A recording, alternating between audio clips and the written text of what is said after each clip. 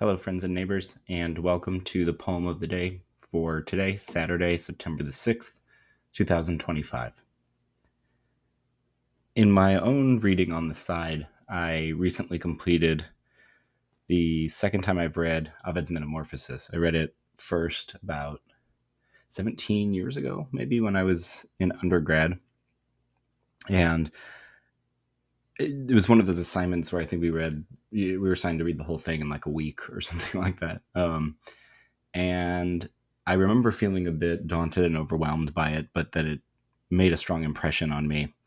Um, I recommend it if you haven't read it before. It's a series of like 250-ish myths that begin at the dawn of time and end with the deification of Julius Caesar.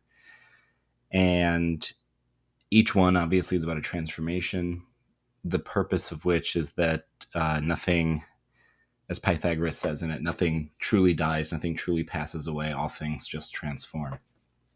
And it's unique in the sense that um, epics of the time, or even time before, Homer's Iliad and Odyssey, Virgil's Aeneid, all centered around a specific hero who is supposed to exemplify the values of that particular culture. And so Ovid's Metamorphosis is much more like a ensemble piece. It doesn't really focus on any one particular character throughout.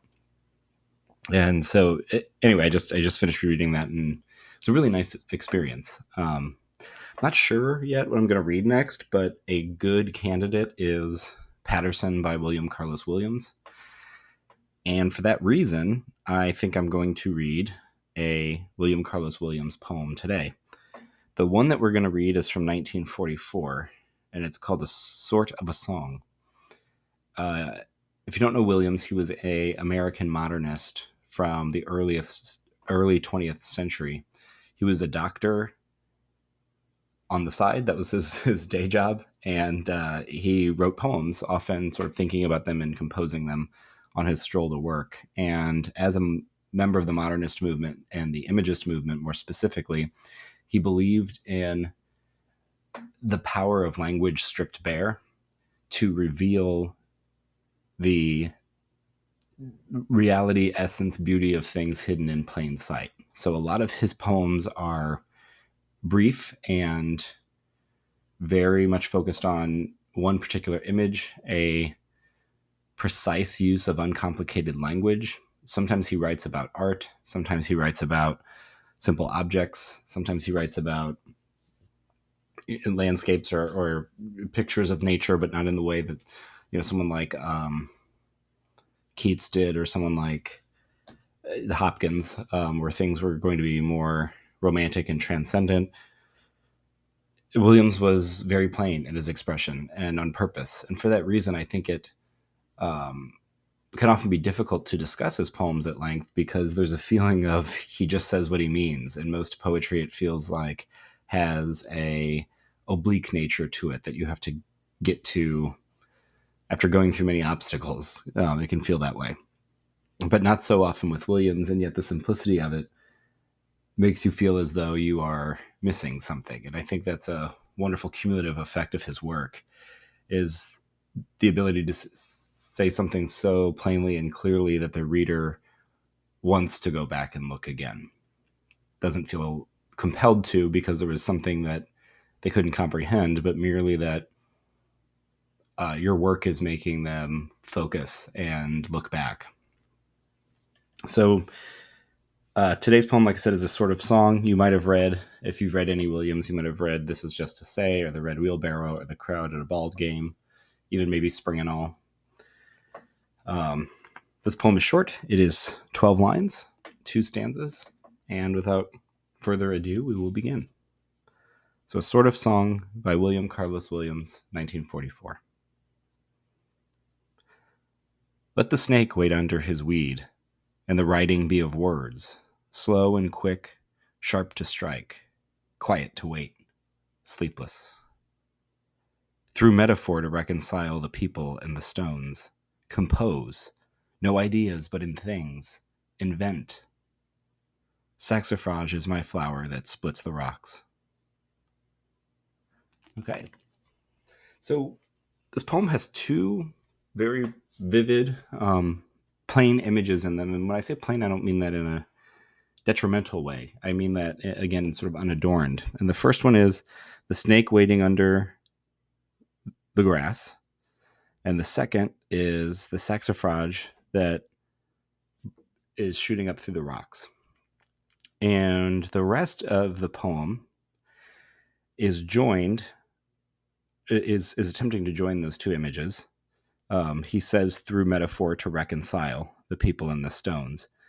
The rest of it is three imperatives, three commands. Let the snake wait, compose, and invent.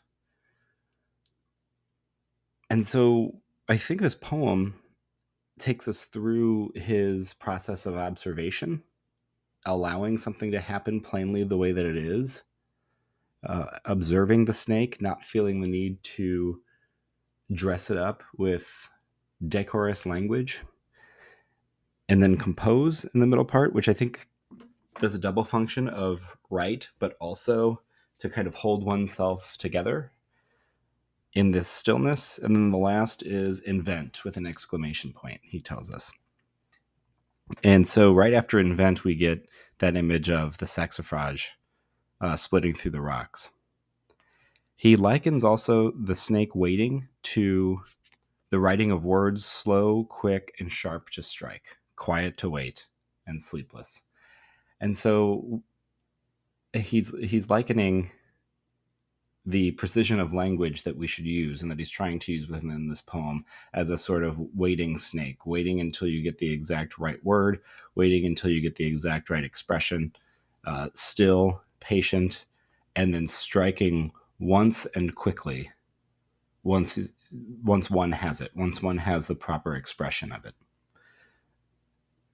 And so what I think is interesting within this poem is he's not only writing a poem about the reconciliation of two nature images through metaphor, but he's also using those to speak to the way in which he composes his own work, as well as the way in which he is suggesting to writers as a part of the Imagist movement to think about their own descriptions and their own poems. This is very much anti, romantic expression. So it's I think a difficult poem just in the sense that it seems to be so plain and so upfront. And yet I now, having read it 3-ish times, still feel like I need to go back and there's got to be more to say about this. But that's all I'm going to say for today with it. And I hope that you can sit with it as well and see if other things surface. But it's interesting just, again, how sort of clear and blunt he is with the language. And it's almost a user-friendly sort of poem. When I taught Williams, a lot of my students loved it because they said he says, finally, somebody who says what they mean, which I liked and appreciated. Enjoy what remains of your Saturday, and I will see you all again tomorrow for Sunday. Peace.